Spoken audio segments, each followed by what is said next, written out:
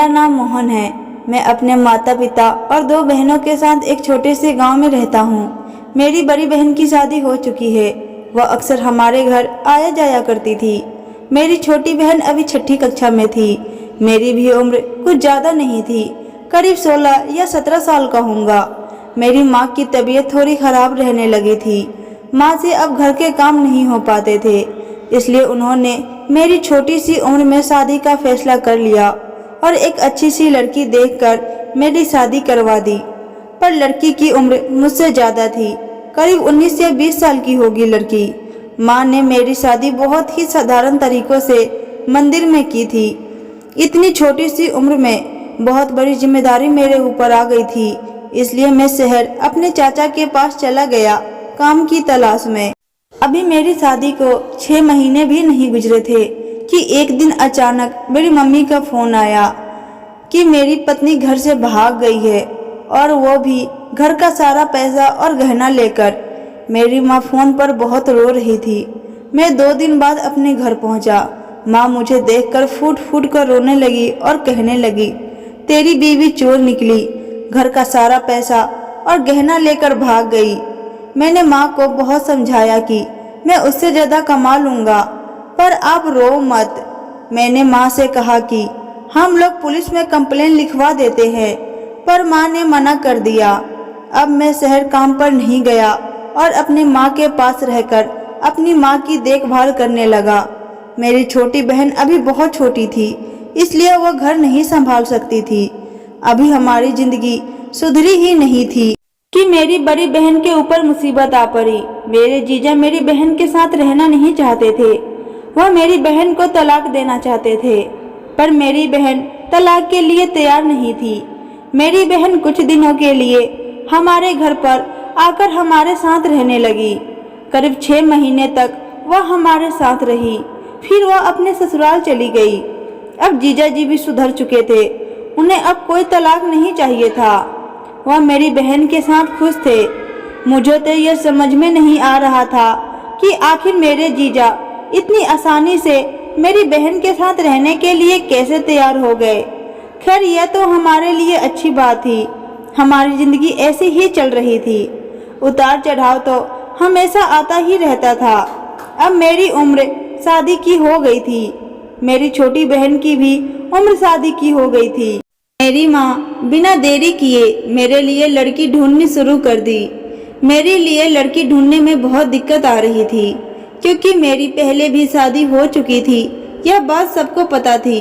मेरी पहली पत्नी भाग गई थी। सबको लगता था कि हमने उसके साथ कुछ गलत किया था, इसलिए वह भाग गई है। इसलिए कोई भी अपनी बेटी से मेरी शादी कराने को तैयार नहीं हो रहा था।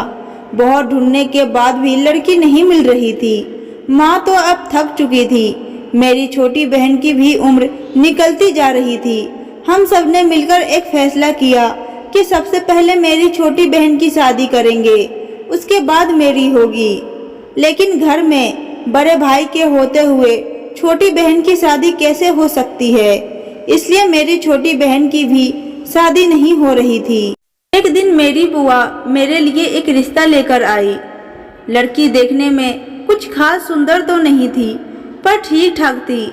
आम लड़कियों की तरह थी। ज़्यादा पढ़ी लिखी भी नहीं थी। हाँ, पर घर अच्छे से संभाल सकती थी। माँ ने झट से शादी के लिए हाँ कह दी। माँ ने मेरी शादी बहुत ही धूमधाम से कराई। मेरी शादी में कोई भी कसर नहीं रह गई थी। मेरी पहली शादी में जो भी बची खुशी कसर थी, वह इस शादी में पूरी हो गई थी। मेरी शादी में सारे पैसे खर्च हो गए थे। मेरी छोटी बहन की भी शादी करनी थी, इसलिए मुझे विदेश जाना पड़ा। शादी के करीब 3 महीने बाद मैं विदेश चला गया। अभी विदेश गए हुए मुझे 2 दिन ही हुए थे कि पता चला कि मेरी पत्नी प्रेग्नेंट है। यह बात सुनकर मुझे बहुत खुशी हुई। मैं इस समय अपनी पत्नी के साथ रहना चाहता था, पर मैं मजबूर था, क्योंकि मेरी बहन की उम्र दिन प्रतिदिन निकलती जा रही थी। मैं अपनी पत्नी से वीडियो कॉल पर बात कर लिया करता था। मैं करीब 3 साल के लिए विदेश गया हुआ था, तो 3 साल से पहले मैं वहां से आ ही नहीं सकता था। बस कैसे भी मैं अपना दिन गुजार रहा था। मेरी पत्नी ने एक बेटे को जन्म दिया था। मैं अपने बेटे से मिलने के लिए बेकरार हुआ जा रहा था। मैं 3 साल बाद अपने घर पहुंचा। मेरा बेटा करीब 2 साल का हो चुका था।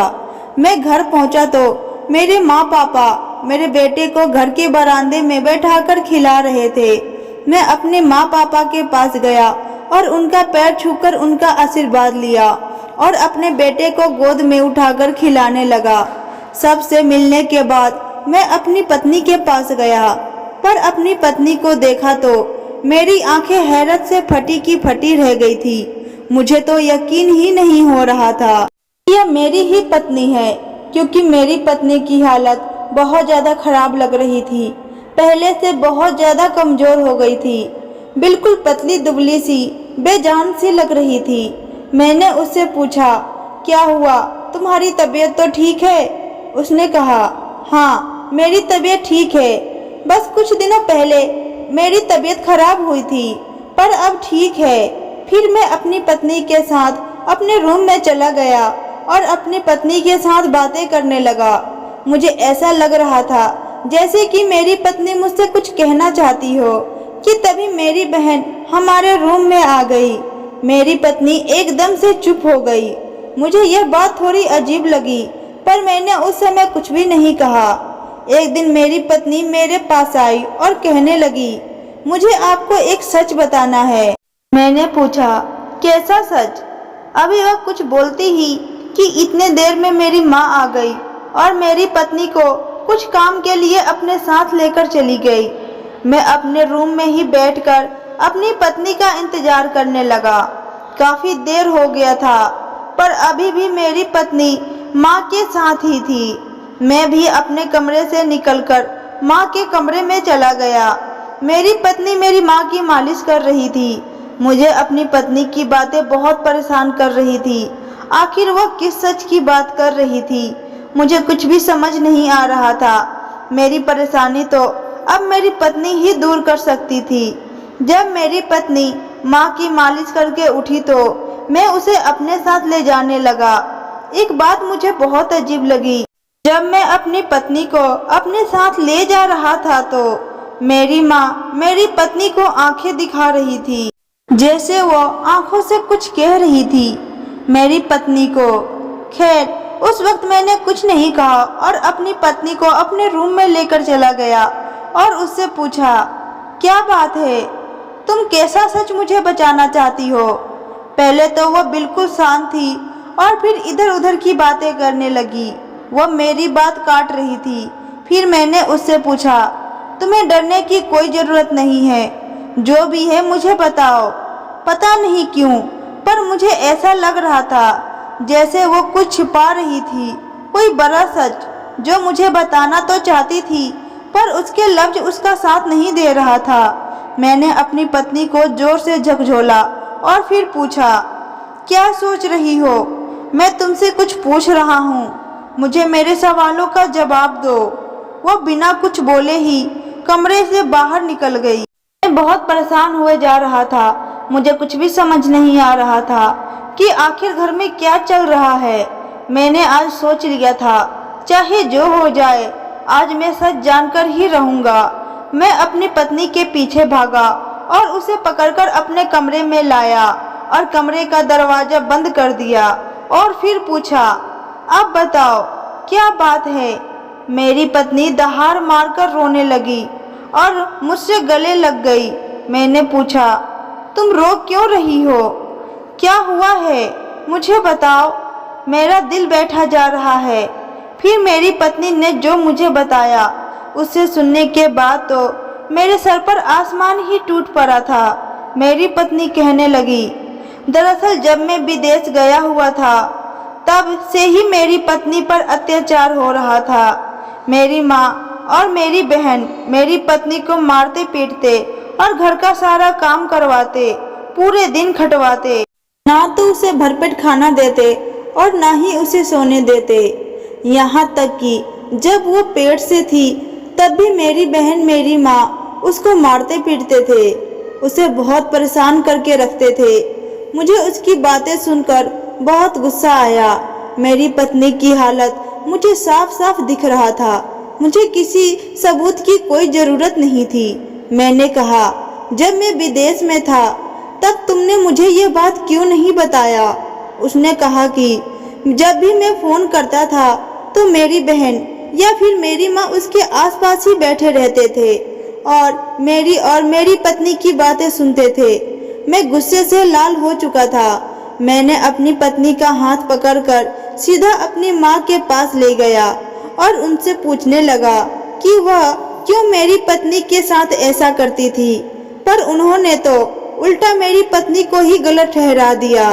कहने लगी, तेरी पत्नी बहुत बिगड़ी हुई औरत है। इससे मिलने के लिए एक लड़का घर पर आता था और हम पूछते थे तो यह बोलती थी कि इसका चचेरा भाई है। जब हमने उस लड़के से मिलने से इसे रोका तो इसने हमें गाली देना शुरू कर दिया था। इसलिए इसे कंट्रोल में रखने के लिए हमने यह सब किया। मैंने अपनी पत्नी से पूछा कि क्या यह सच है जो माँ कह रही है? मेरी पत्नी ने कहा, नहीं, यह झूठ बोल रही है। कोई मुझसे मिलने नहीं आता था और ना ही मैंने कभी इन्हें कोई गाली दी है। यहाँ तक कि मैं हमेशा इन्हें इज्जत देती थी। इन्हें तो मैं अपनी माँ समझती थी, पर इन्होंने कभी भी मुझे अपनी बेटी नहीं समझा। मैंने माँ का हाथ अपने सर पर रखा और फिर पूछा, बताओ सच क्या है? माँ ने अपना सारा जुर्म कबूल कर लिया। माँ मेरी पत्नी को हर छोटी मोटी गलती पर मारती थी। घर का सारा काम मेरी पत्नी अकेले ही करती थी। यहाँ तक कि मेरी बहन भी मेरी पत्नी पर हाथ उठाती थी, पर माँ को अपनी गलती पर कोई पछतावा नहीं था।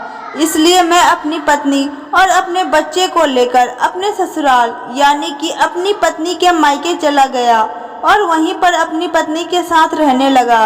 मेरी माँ के लिए यह बहुत बड़ी सजा थी कि उनका बेटा अब उनसे दूर हो गया था। मैं ज़्यादा दिन तक तो अपने ससुराल में नहीं रह सकता था।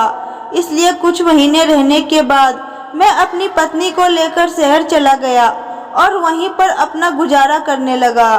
आशा करती हूँ आज की कहानी आपको पसंद आई होगी।